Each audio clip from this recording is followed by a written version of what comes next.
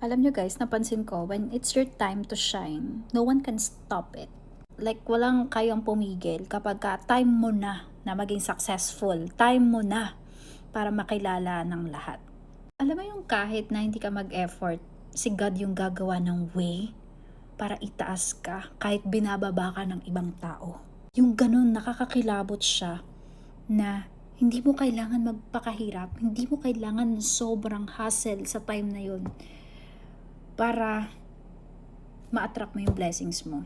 Ate, sobrang grind ka, sobrang hirap mo, as in lahat na. Sobrang mong pinaghirapan lahat, sobrang kang pagod na pagod, drain na drain. Kapag ka time mo na para ma-attract yung blessings, kapag time mo na ma-receive lahat ng minamanifest mo, walang makakapigil ni kahit sino. I hope you will remember this. Kaya wag kang matakot, magtiwala ka na kahit hindi mo nauunawaan yung mga bagay-bagay na nangyayari ngayon.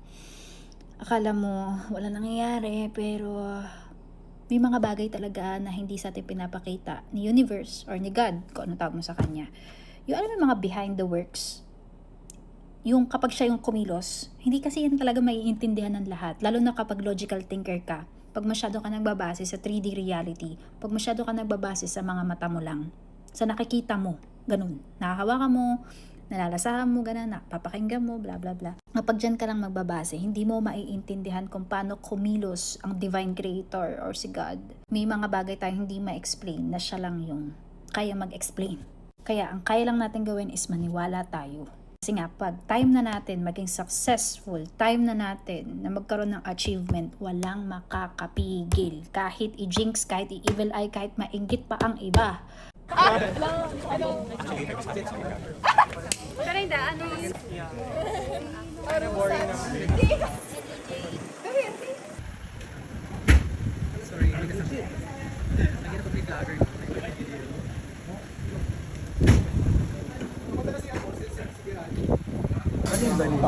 Vanilla party.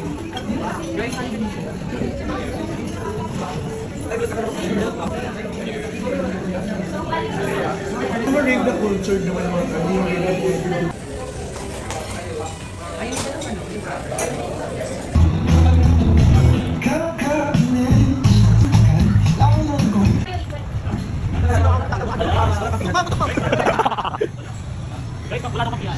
Oh my God, sa atin ka tago.